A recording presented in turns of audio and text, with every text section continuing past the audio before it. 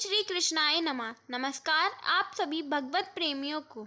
आज इस वीडियो में भगवत गीता के 12वें अध्याय को महात्म सहित सुनाने जा रहे हैं, जिसमें श्री कृष्ण के द्वारा अर्जुन को भगवत भक्तों के लक्षण बताते हैं। तो सुनिए भगवत गीता के महात्म को। श्री महादेव जी कहते हैं, पार्वती, दक्षिण दिशा में कोल्हापुर नामक एक नगर है, जो सब प्रकार के सुखों का आधार, सिद्ध महात्माओं का निवास स्थान है तथा सिद्धि प्राप्ति का क्षेत्र है।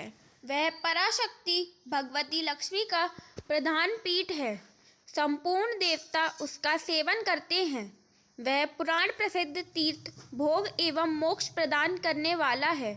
वहाँ करोड़ों तीर्थ और शिवलिंग हैं।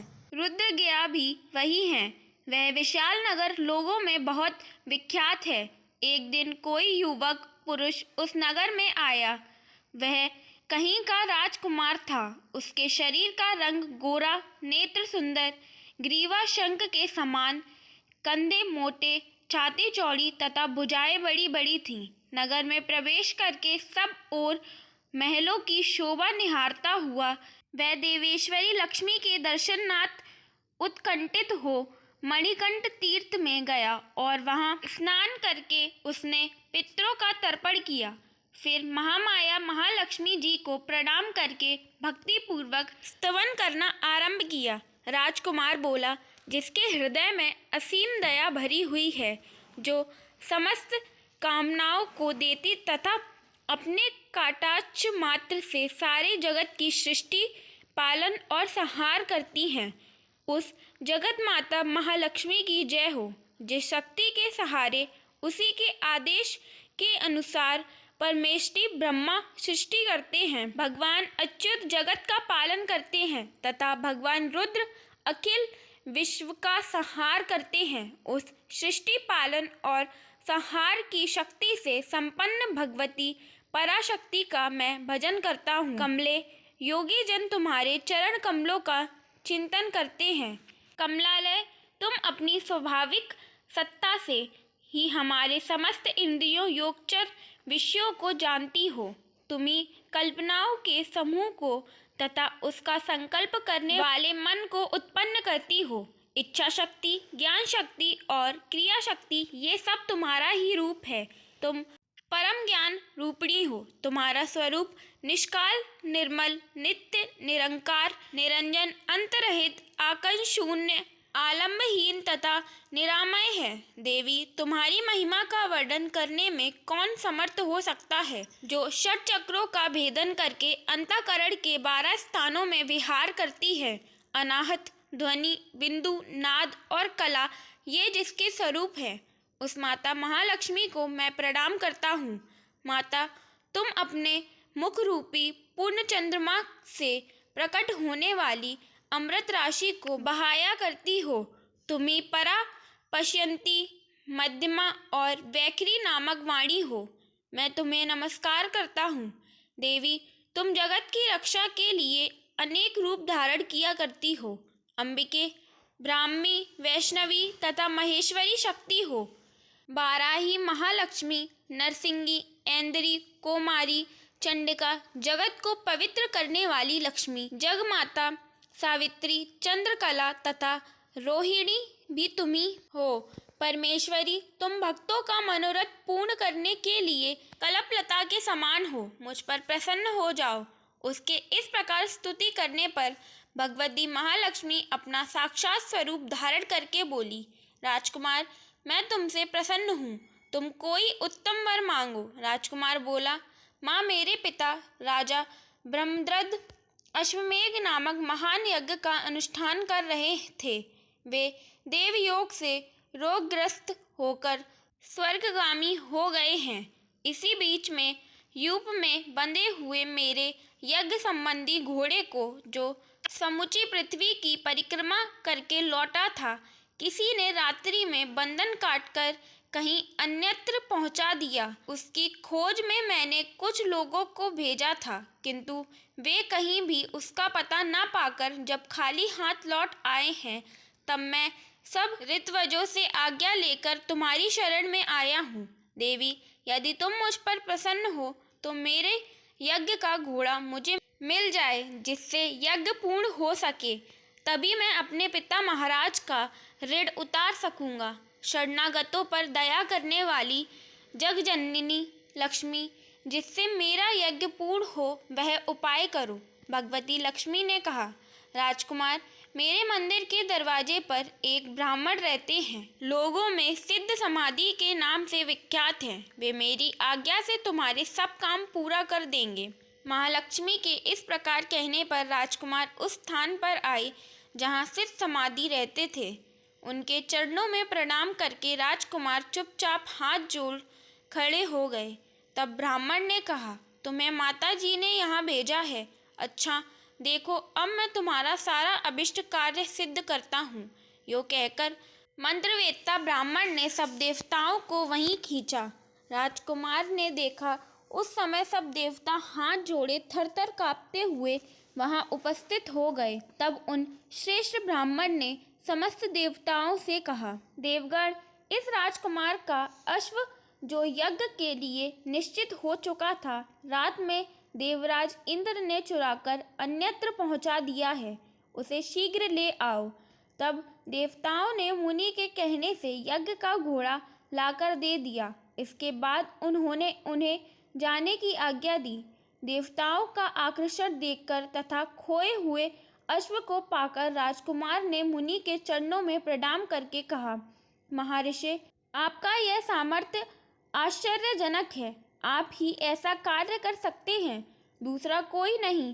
ब्राह्मण, मेरी प्रार्थना सुनिए। मेरे पिता राजा विरहरद अश्वमेघ यज्ञ का अनुष्ठान आरंभ करके देवयोग से मृत्यु को प्राप्त हो गए हैं। अभी तक उनका शरीर तपाए हुए तेल में सुखाकर मैंने रख छोड़ा है। साधु श्रेष्ठ, आप उन्हें पुनः जीवित कर दीजिए। यह सुनकर महामुनि ब्राह्मण ने किंचित मुस्कुराकर कहा, चलो, जहाँ यज्ञ मंडप में तुम्हारे पिता मौजूद हैं, चले। तब सिद्ध समाधि ने राजकुमार के साथ वहां जाकर जल अभिमंत्रित किया और उसे उस शव के मस्तक पर रखा। उसके रखते ही राजा सचेत होकर उठ बैठे।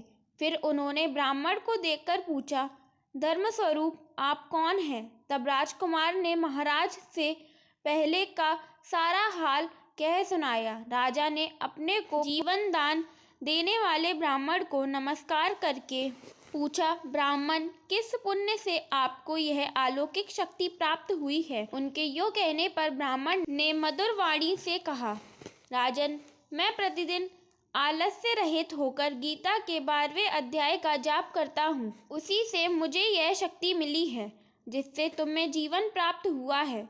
यह सुनकर ब्राह्मणों सहित राजा ने उन ब्रह्मा ऋषि से गीता के 12वें अध्याय का अध्ययन किया। उसके महात्म से उन सबकी सद्गति हो गई। दूसरे दूसरे जीव भी उसके पाठ से परम मोक्ष को प्राप्त हो चुके। तो अब सुनते हैं गीता के 12वें अध्याय को। इस प्रकार भगवान के वचनों को सुनकर अर्जुन बोले, हे मनमोहन, जो अनन्य प्रेमी भक्तजन इस पूर्वोक्त प्रकार से निरंतर आपके भजन ध्यान में लगे हुए आप सगुण रूप परमेश्वर को अति श्रेष्ठ भाव से उपासते हैं और सच्चिदानंद धन निराकार को ही उपासते हैं, उन दोनों प्रकार के भक्तों में अति उत्तम योग वेदता कौन है? इस प्रकार अर्जुन के पूछने पर श्री कृष्ण भगवान बोले, हे अर्जुन, मेरे में मन को एकाग्र करके निरंतर मेरे भजन ध्यान में लगे हुए जो भक्तजन अतिशय श्रेष्ठ श्रद्धा से युक्त हुए मुझ सगुण रूप परमेश्वर को भजते हैं, वे मेरे को योगियों में भी अति उत्तम योगी मान्य हैं। अर्थात उनको मैं अति श्रेष्ठ मानता हूँ। और जो पुरुष इंद्रियों के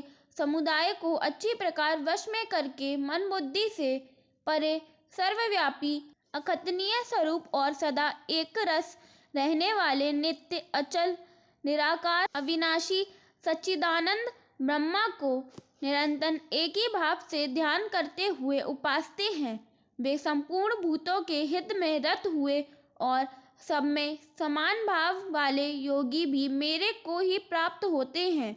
किंतु उन सच्चिदानंद निराकार ब्रह्म में आसक्त हुए चित्त वाले पुरुषों के साधन के केश अर्थात परिश्रम विशेष है, क्योंकि देहाभिमानियों से अव्यक्त विषय गति दुख पूर्वक प्राप्त की जाती है, अर्थात जब तक शरीर में अभिमान रहता है तब तक शुद्ध सच्चिदानंद निराकार ब्रह्म में स्थिति होनी कठिन है। और जो मेरे परायण हुए भक्तजन संपूर्ण कर्मों को मेरे में अर्पण करके मुझ सगुण रूप परमेश्वर को ही तेल धारा के सदृश अनन्य ध्यान योग से निरंतर चिंतन करते हुए बचते हैं, हे अर्जुन, उन मेरे में चित्त को लगाने वाले प्रेमी भक्तों का मैं शीघ्र ही मृत्यु रूप संसार समुद्र से उद्धार करने वाला होता हूँ। इसलिए हे अर्जुन, तू मेरे में मन को लगा और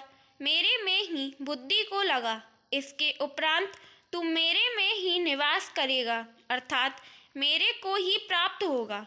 इसमें कुछ भी संशय नहीं है। यदि तू मन को मेरे में अचल स्थापन करने के लिए सामर्थ्य नहीं है तो हे अर्जुन, अभ्यास रूप योग के द्वारा मेरे को प्राप्त होने के लिए इच्छा कर। यदि तू ऊपर कहे हुए अभ्यास से भी असमर्थ है तो केवल मेरे लिए कर्म करने के ही परायण हो। इस प्रकार मेरे अर्थ कर्मों को करता हुआ भी मेरी प्राप्ति रूप सिद्धि को ही प्राप्त होगा।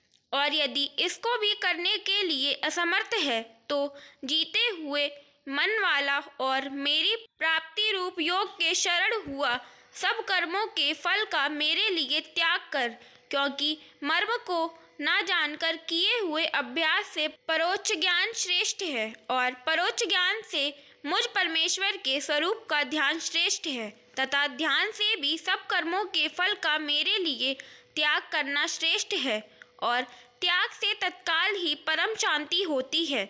इस प्रकार शांति को प्राप्त हुआ जो पुरुष सब भूतों में द्वेष भाव से रहित एवं स्वार्थ रहित, सबका प्रेमी और हेतु रहित दयालु है तथा ममता से रहित एवं अहंकार से रहित, सुख दुखों की प्राप्ति में सम और क्षमावान है, अर्थात अपराध करने वाले को भी अभय देने वाला है, तथा जो ध्यान योग में युक्त हुआ निरंतर लाभ हानि में संतुष्ट है तथा मन और इंद्रियों सहित शरीर को वश में किए हुए मेरे में दृढ़ निश्चय वाला है। वह मेरे में अर्पण किए हुए मन बुद्धि वाला मेरा भक्त मेरे को प्रिय है, जिससे कोई भी जीव उद्वेग को प्राप्त नहीं होता है और जो स्वयं भी किसी जीव से उद्वेग को प्राप्त नहीं होता है, तथा जो हर्ष अमर्ष भय और उद्वेग आदि को से रहित है, वह भक्त मेरे को प्रिय है। जो पुरुष आकांक्षा से रहित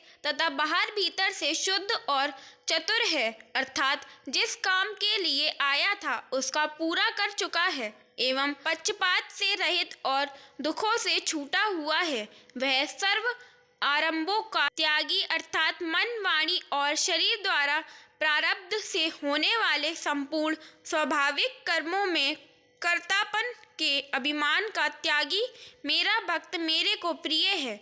जो ना कभी हर्षित होता है, ना द्वेष करता है, ना सोच करता है, ना कामना करता है, तथा जो शुभ और अशुभ संपूर्ण कर्मों के फल का त्यागी है, वह भक्ति युक्त पुरुष मेरे को प्रिय है। जो पुरुष शत्रु मित्र में और मान अपमान में सम है तथा सर्दी गर्मी और सुख दुखादिक द्वंद्वों में सम है और सब संसार में आसक्ति से रहित है, तथा जो निंदा स्तुति को समान समझने वाला और मननशील है, अर्थात ईश्वर के स्वरूप का निरंतर मनन करने वाला है, एवं जिस किस प्रकार से भी शरीर का निर्वाह होने में सदा ही संतुष्ट है और रहने के स्थान में ममता से रहित है, वह स्थिर बुद्धि वाला भक्तिमान पुरुष मेरे को प्रिय है। और जो मेरे परायण हुए, अर्थात मेरे को परम आश्रय और परम गति एवं सबका आत्म रूप और सबसे परे परम पूज्य समझकर विशुद्ध प्रेम से मेरी प्राप्ति के लिए तत्पर हुए श्रद्धा युक्त पुरुष इस ऊपर कहे हुए धर्ममय अमृत को निष्काम भाव से सेवन करते हैं, वे भक्त मेरे को अतिशय प्रिय हैं।